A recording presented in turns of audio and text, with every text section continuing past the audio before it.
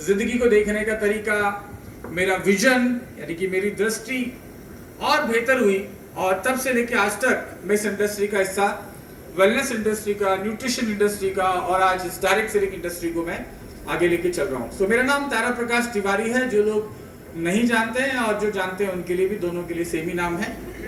और मेरे पिताजी आयुर्वेदिक वैद्य हैं।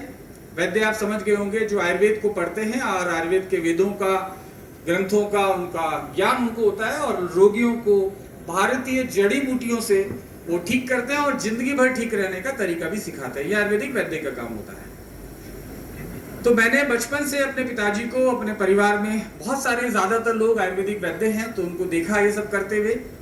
जो लोग किसी चीज से ठीक नहीं होते थे, जो अंग्रेजी दवाइयां खा खा के थक गए थे, 10 साल 15 साल 20 साल, जिनके घुटने खराब हो चुके हैं, जिनको बहुत सारे ऐसे लोग हैं जिनको 10 साल 12 साल से हो गया है, लेकिन कोई अस्थमा ठीक नहीं हो रहा, एलर्जी ठीक नहीं हो रही, स्किन के प्रॉब्लम्स हैं, कैंसर है, ऑर्थराइटिस है, और ऐसे पेशेंट आयुर्वेद से मैंने ठीक होते हुए बचपन से देखे हैं।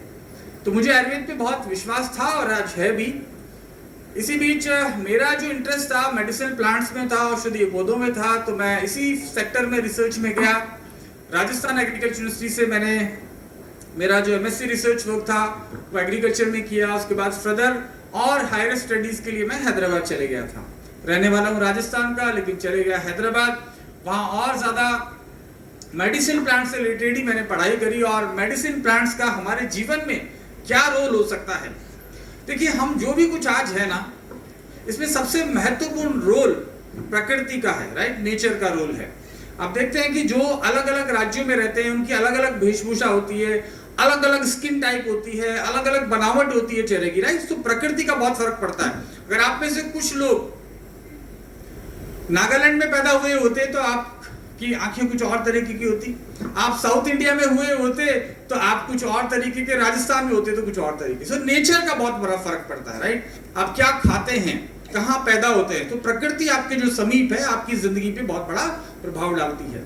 लेकिन दुर्भाग्य से हमने प्रकृति के महत्व को समझना कम कर दिया और हम अपने हिसाब से जीवन को जीने लगे और प्रकृति से बड़ा खुद को मानने लगे, और तब से तकलीफें बढ़ी है। सो मेरा आयुर्वेद पे बहुत अटूट विश्वास रहा। मेडिसिन प्लांट्स को मैंने पढ़ा, इनकी क्या क्या इंपॉर्टेंस है। धीरे धीरे हैदराबाद में रहते हुए मेरा सेंट्रल गवर्नमेंट में जॉब लगा, एग्रीकल्चर रिसर्च में, कृषि अनुसंधान में। ये बात अलग है कि इस देश में कृषि विश्वविद्यालय जब नहीं थे, इतना ज्यादा अनुसंधान नहीं था, तो हजारों सालों के पहले, 500 साल के पहले, 1000 साल के पहले, 2000 साल के पहले, तो भारत सोने की चिड़िया कहलाता था। मालूम है ना आपको क्या कहलाता था? सोने की चिड़िया। तो भारत सोने की चिड़िया कहलाता था जब आधे से ज्यादा विश्व की आबादी को क्या खाना है, कब खाना है, क्या पहनना है, वो नहीं मालूम था, तब भारत के लोगों को मालूम था। हमारे पास खाद्यान्न की कमी नहीं थी, पूरी दुनिया को भोजन देने की क्षमता भारत में थी। और जब से रिसर्च ज्यादा होने लगी है, जब से हम कहने लगे कि अनुसंधान होने लगा है, कृषि में अनुसंधान, विज्ञान का अनुसंधान, चिकित्सा क्षेत्र में अनुसंधान, इन सब अनुसंधानों के बाद से, जब से चिकित्सा में अनुसंधान ज्यादा हुए, तब से बीमार लोगों की संख्या बढ़ गई।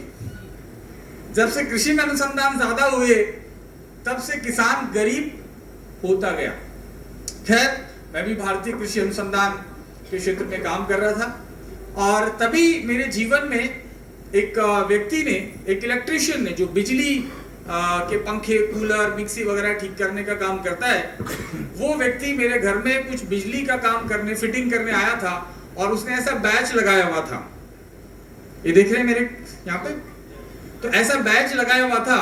तो मैंने उससे पूछ लिया कि भाई क्या चीज का है ये, क्योंकि इलेक्ट्रिशियन अगर ऐसा बैच लगा के घूमेगा तो, है ना, आपको आश्चर्य होता है ना कि क्या चीज है।